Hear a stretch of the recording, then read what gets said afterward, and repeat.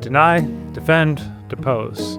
These three words were allegedly written on bullets found at the murder scene of United Healthcare CEO Brian Thompson. The slogan began appearing in graffiti, highway banners, and t-shirts. When the identity of the likely killer was revealed, he developed a passionate fan base.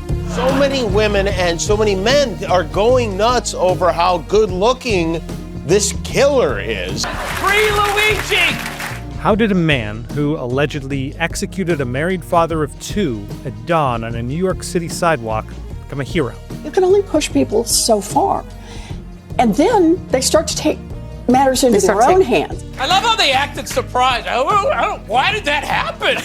I have no idea. He wrote on the bullets why it happened. Those three bullets explain not just why he allegedly did it, but why he received so much adulation, but not for the reasons that most people think. It seemed like the perfect American tragedy. A handsome valedictorian with a promising future suffers a back injury and a botched surgery, robbed of life's pleasures at his physical peak. No surfing, no travel, no sex. I think he was a normie who had a back injury and he wasn't cut out for the incel lifestyle. And so then he started experimenting with ayahuasca and psychedelic drugs, and that's what drove him crazy. The personal became political, so the story goes, when the health insurance industry rejected Mangione's claim for treatment. Deny, defend, depose was likely a reference to a 15-year-old book by Jay Feinman exposing how health insurance companies don't pay routine claims. Frankly, these parasites simply had it coming, Mangione wrote in a manifesto. His fans embraced him as our shooter. The media made him a symbol of American rage towards a system that denies basic treatments with an eye toward the bottom line.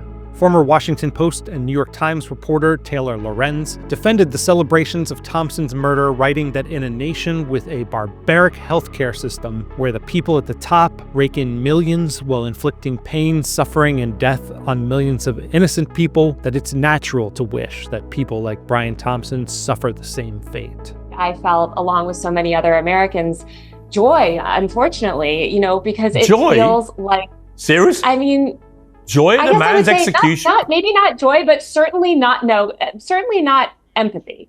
41% of poll respondents under age 30 say the killing of Brian Thompson was acceptable. More young people polled admitted to viewing the killer favorably than unfavorably. I don't think these poll numbers tell us very much about popular dissatisfaction with health insurance. Most people under 30 are healthy and don't interact much with the healthcare industry. In fact, despite its problems, 2/3 of Americans say they are personally satisfied with their own insurance coverage. Yet the delay, deny, and defend inscribed on bullets do explain Mangione's popularity. Equating words with weapons is a reflection of how our culture increasingly treats language and violence as morally indistinguishable.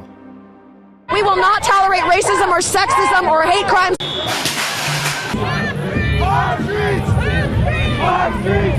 I remember seeing claims that speech equals violence a decade ago as I interviewed college students about microaggressions, trigger warnings, and deplatforming mobs. I think it's hard for there to be big change without some sort of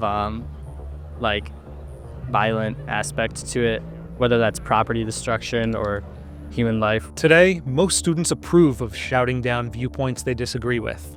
Almost half are okay with blocking access to speeches, and a third say violence is a justified response to hateful ideas. The speech can be considered violence. Inviting people like Milo Yiannopoulos creates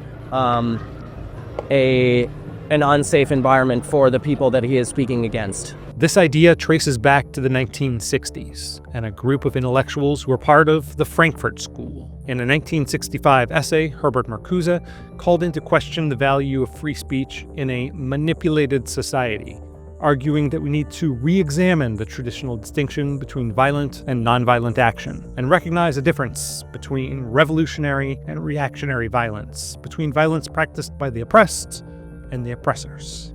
People interpret and feel and experience denied claims as an act of violence against them. If words are violence and denying a service is violence, then actual violence is justified as retribution. To celebrate the murder of Brian Thompson You have to dehumanize him by turning him from a three-dimensional human into a low-resolution symbol. But he was a real person, with a family. A father of two, son of a grain elevator operator who worked his way up the corporate ladder. Thompson rushed $135 billion to an emergency fund for healthcare providers, keeping thousands of hospitals and other healthcare providers afloat during the pandemic. Meanwhile, the federal government struggled to find the money. He was soon after promoted to CEO. He made a lot of money, but didn't start out with the same privileges as his accused murderer, an Ivy League son of wealthy parents who spent the months leading up to the murder bumming around with friends in Hawaii. There's also no evidence Mangione was ever a United Healthcare client. He evidently received back surgery and recommended the procedure to others on Reddit, advising on strategies to get insurers to cover it. The truth is, neither of these men should be viewed as heroes or villains or simplistic symbols in a mimetic war. They're both flawed individuals, like each of us, making consequential choices with varying levels of knowledge and virtue. Fortunately, political violence is still unpopular with the majority of Americans. But it only takes a small and determined minority to wreak havoc when left unchecked. During the Black Lives Matter protests of 2020, that same mentality that led to celebrating Thompson's murder generated support and excuses when neighborhoods were looted and bricks were tossed through store windows. Following its defeat, some members of the Democratic Party, such as Massachusetts Congressman Seth Moulton, are distancing themselves from this mentality because they realize that it's a losing strategy. We have a wing of our party that shames us, that tries to cancel people who even bring up these difficult topics, and frankly, shames voters. Maybe we can still reverse the cultural drift that turned the murder of Brian Thompson into something to celebrate. Combine moral zealotry with increasingly blurry lines between political speech and violence long enough, and the outcome is predictable. More violence.